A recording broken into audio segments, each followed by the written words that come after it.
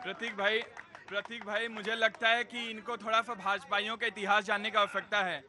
Bharatiya Janata party के सबसे बड़े नेता नरेंद्र मोदी जी जाकर कहते हैं इतने 1000 करोड़ का घोटाला हो गया, अगले दिन उसको उप मुख्यमंत्री बना देते हैं। आसाम में जाते हैं, भारतीय जनता पार्टी पूरी तरीके से प्रोपेगेंडा करती है कि हेमंत बिस्वा शर्मा हिंदुस्तान का अब तक के इतिहास में, राजनीतिक इतिहास में सबसे भ्रष्ट नेता है, उसको मुख्यमंत्री बना देते हैं। पश्चिम बंगाल जाते हैं, शुभेंदु अधिकारी को अपने कार्यकर्ताओं को बोलते हैं हट जाओ, सबसे बड़ा भ्रष्टाचारी को ला करके सबसे बड़ा नेता भारतीय जनता पार्टी बना देते हैं। तो इनका क्या दोगलापन इनको कहा जाएगा? ये भारतीय जनता पार्टी क्या दिखाना चाहती है?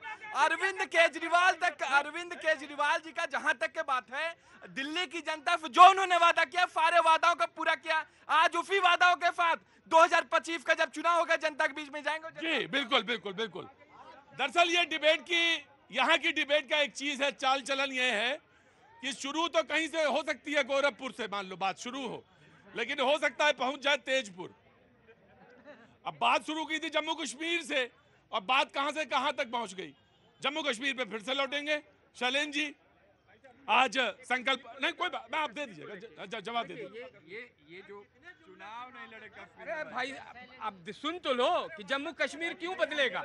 जम्मू कश्मीर अपनी पुरानी सभ्यता की तरफ बढ़ेगा, जो खत्म हो गया था 90 में। ऋषि कश्यप तीर्थ पुनर्द्वार अभियान के अंतर्गत हिंदू मंदिरों और धार्मिक स्थलों का पुनर्निर्माण किया जाएगा। राइट 100 खंडहर मंदिर जो कर चुके हैं इन लोगों ने, वो हम बनाएंगे, उस पर चर्चा होगी। मंदिरों का शहर था, मंदिरों का शहर हम बनाएंगे। ठीक है यासिर जिलानी। प्रतीक भाई, दुनिया की सबसे बड़ी पार्टी कहे जाने वाली भारतीय जनता पार्टी कश्मीर के अच्छाई की बात करते हैं, वहां पे लोकसभा चुनाव में चुनाव नहीं लड़ते, ये आलम है इनका। और ये आज करे कश्मीर को हम लंदन बनाएंगे, पेरिस बनाएंगे। कहां से बनाओगे भाई साहब? आपका सरकार आज भी है, आज भी एलजी आपका है, आप बना करके भेजो, बताओ क्या कर रहे हो? राइट मैं शैलेंद्र जी अभी तक नहीं बोले। शैलेंद्र जी डिबेट पे हिस्सा जी, हाथ उठाए, मैं आ रहा हूँ जी। प्रतीक जी, सबसे पहले तो विषय जो है हम सब लोगों से संबंधित है। अभी पर्यावरण की बात हो रही थी। एक मिनट भाई हल्ला नहीं, अब बोलना है तो हाथ उठाओ, ऐसे नहीं, अब डिस्टर्बेंस होता है। मैं आपका बात जरूर सुन लूंगा। आप दिव्यांग हैं, कहाँ से आए हैं? वैशाली जिला बिहार से है। वैशाली जिला बिहार से। इनको पानी दो, मैं आता हूँ अभी 2 मिनट में जी। सबसे और आप दिव्यांग हैं, आप एक काम करिए, अंदर आके बैठ जाइए, मैं आपसे जरूर ले लूंगा। अब आइए अंदर आइए, मैं इनको मदद करो नीचे जी। सबसे पहले विषय जो पर्यावरण के उस पर बात हो रही थी, तो इस पर ध्यान देने की आवश्यकता है। स्वच्छता मिशन, मैं सिर्फ स्वच्छता नहीं, वो तो एक भाग है। हाँ। मैं एक आपके सामने आंकड़ा रख दूं जो सबको चौंकाने वाला है। वो क्या आंकड़ा है? हाँ। प्रकृति में 99.99% जो प्रकृति खराब कौन करता है, जिसकी भागीदारी 0.01% है। 0.01% कौन है? मानव। और पूरी प्रकृति कितनी? 99.99%। ये मैं आंकड़ा दे रहा हूं ऑफिशियल। अब आप कहना, हम सोच के देखिए, हम क्या खड़े हो गए, ये सरकार खराब है, वो सरकार खराब है। अरे जो आपके करने का काम है, कम से कम वो तो जिम्मेदारी उठाइए। सरकारें आएंगी और जाएंगी जो। तो वो जो आप सुबह लोटा लेके खुले में चले जाते हैं, वो इसका इशारा कर रहे हैं। कम से कम आप अपने घर में एक कुछ ना करें तो कम से कम एक जो है शौचालय बनवाएं जी लाओ। हाँ, दूसरा जम्मू कश्मीर का विषय। अभी हमारे मित्र कह रहे थे जम्मू कश्मीर के में क्या बदलाव हुआ, तो मैं 2 भागों में बात करना चाहूंगा, एक टेक्निकल, दूसरा प्रैक्टिकल। टेक्निकल ये है कि भाई हम ये सब लोग जानते हैं कि जहां पर जो है शांति होती है, पर्यटन को बढ़ावा मिलता है। तो पूर्व के समय में जो पर्यटन की संख्या थी, 2022 का आंकड़ा है 2 करोड़ से ज्यादा लोग जो है 2022 में गए। तो ये बदलाव है नंबर 1। अब प्रैक्टिकल बदलाव देखिए, जो राहुल गांधी कहते हैं कि जम्मू कश्मीर में क्या बदलाव हुआ। अरे आप वहां खड़े होकर लाल चौक पे आइसक्रीम खा के फोटो खिंचा सकते हैं, ये बदलाव हुआ राहुल गांधी जी। जो आपको जो है ये स्वतंत्रता वहां मिलती है, ये वातावरण वहां मिलता है। और दूसरा एक बड़ा व्यवहारिक चीज है, मान लीजिए किसी परिवार के पास जो इस तरह की भूमि है, उसके कागज मालिकाना हक उसके पास में है, कब्जा नहीं है। जम्मू कश्मीर हमारे भारत का अभिन्न अंग है। ये कई सालों से हम कह रहे थे, हम वहां पे जाके जमीन नहीं खरीद सकते थे। कैसी आजादी थी भाई, कैसी बराबरी थी। पूछ रहे हैं कितने प्लाट लिए। हाँ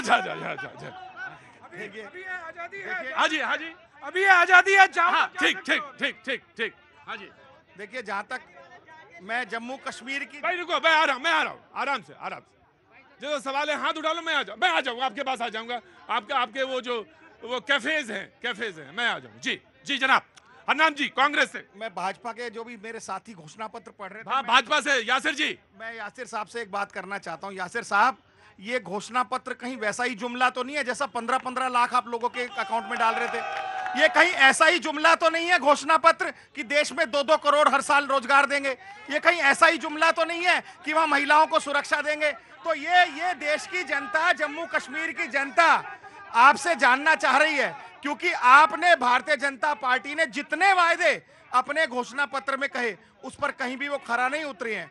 पूरे देश में इस बार ये रिजल्ट ने दिखाया कि आप बहुमत का आंकड़ा पार के टच नहीं कर पाए। और आने वाले जितने राज्यों के चुनाव हैं और उपचुनाव हैं, आप देखिएगा फिजा बदल चुकी है। फिजा बदल चुकी है। चुनाव भी वैसे ही होता जैसे क्या नाम है तुम्हारा? अरे खड़े बैठा रहे, क्या नाम है? हाँ? अनिका।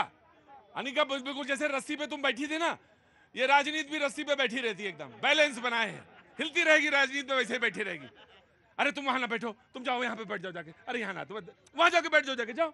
जब मम्मी जाएंगे तो चले लेंगे तुमको, जाओ वहां बैठो जी।